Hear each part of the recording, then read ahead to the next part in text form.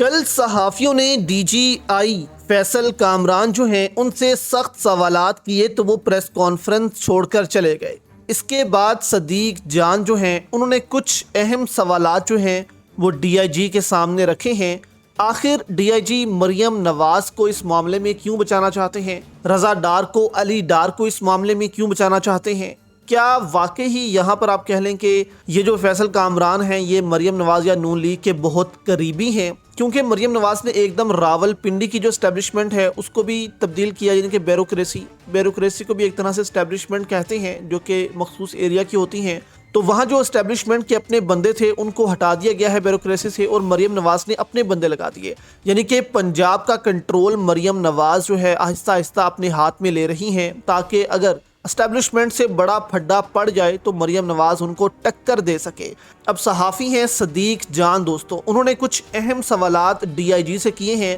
شاید وہ ان کے بھی سوالات اب نہ دے سکیں، کیونکہ صدیق جان نے دوستو کہا کہ کیا پولیس دیگر 7 ملزمان کے حوالات کی C C T V footage media کو دکھا سکتی ہے کہ جب سے وہ گرفتار ہوئے ہیں ان کی کسی سے کوئی ملاقات نہیں ہوئی، ان کو کسی نے ڈرانے یا آپ کہہ لیں کہ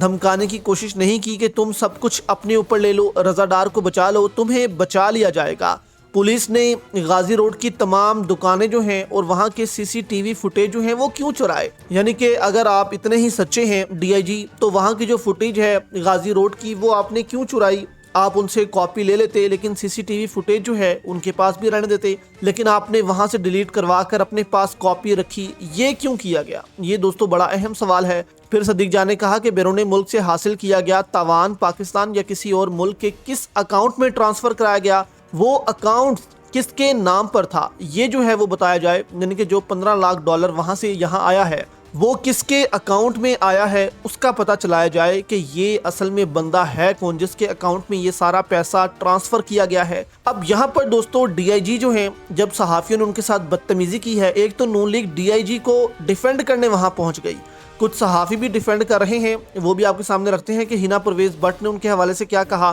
جس سے آپ کو آہستہ آہستہ سمجھ آ جائے گی اس کیس کی کہ ڈی آئی جی جو ہے وہ بھی اس سارے معاملے میں ملوث ہے اور بہت سے لوگوں کو بچانا چاہتا ہے۔ اسی دوران جب زیادہ تنقید ہوئی صحافیوں کی پریس کانفرنس کے دوران تو وہ پریس کانفرنس چھوڑ کر چلا گیا اور آپ کہہ لیں کہ انٹرویو دینے صحافیوں کو پہنچ گیا ہے۔ آپ نے دوستو پنجاب پولیس کی اتنی بے بسی آج سے پہلے کبھی نہیں دیکھی ہوگی کہ اتنی بے بسی جو ہے وہ پنجاب پولیس دکھا رہی ہے، اور ڈی آئی جی جو ہے وہ منتیں کر رہا ہے کہ میری بات مان لو، میں سچ بول رہا ہوں، میں جھوٹ نہیں بول رہا۔ یہ وہی ڈی آئی جی دوستو ہے جو لاہور کے صحافیوں کو گالیاں دیتا تھا اور ان کے آفسز جا کر ان کو نوکریوں سے نکالتا تھا، اس طرح کا تکبر تھا اس میں۔ اب یہاں پر صدیق جان نے کہا کہ مریم نواز صاحبہ کا پولیس کے اعلیٰ افسران کے ساتھ ایک واٹس ایپ گروپ ہے، اس میں دیے گئے حکم کا اسکرین شاٹ دکھایا جا سکتا ہے کہ انہوں نے واقعی ملزمان کی گرفتاری اور لڑکیوں کی بازیابی کا حکم دیا بھی تھا یا نہیں، اگر دیا تھا تو اس وقت ٹائم کیا تھا، بازیابی کب ہوئی، کیا واقعی سب 2 گھنٹے میں ہوا، لڑکیوں کو اسلام آباد، راولپنڈی اور مری کی کن کن سرکاری عمارتوں میں لے جایا گیا اور وہاں کس کس سے ملاقات ہوئی، یہ تفصیلات کب جاری ہوں گی یہ بتایا جائے۔ تو ڈی آئی جی سے یہ سخت سوالات جو ہیں وہ صدیق جان نے کیے ہیں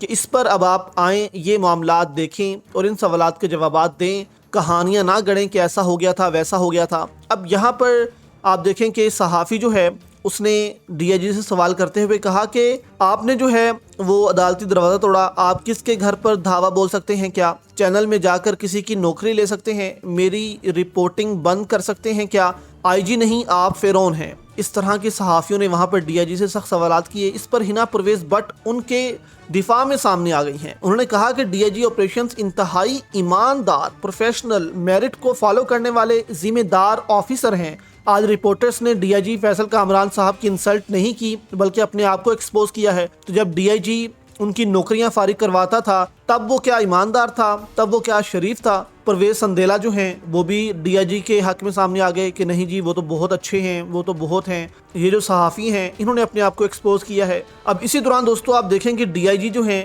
وہ آپ کہہ لیں کہ ایک انٹرویو دینے پہنچ گئے مزمل سہروردی کو، اور انٹرویو کے دوران کہتے رہے کہ دیکھیں ان عورتوں کا ہمارے پاس نمبر ہے، صحافی ہمارے پاس آئیں، ہم ان کو نمبر دیتے ہیں، وہ ان سے بات کریں، ان کے والد سے بات کریں، سارا معاملات ان کو سمجھ آ جائے گی۔ ہمیں اسپین سے کال جو ہے وہ 2 دن پہلے آئی، مطلب ان کو پوری تفصیل بتاتے رہے تاکہ لوگ مان جائیں کہ ہم سچ بول رہے ہیں۔ یعنی کہ یہاں دوستو آپ دیکھیں کہ بیوروکریسی اور ایجنسیوں کا پھڈا پڑنے والا ہے۔ بیوروکریسی پنجاب کی مریم کو بچانا چاہتی ہے، ساگڈار کو بچانا چاہتی ہے، جبکہ ایجنسیاں جو ہیں وہ اب ان کے خلاف ہو گئی ہیں۔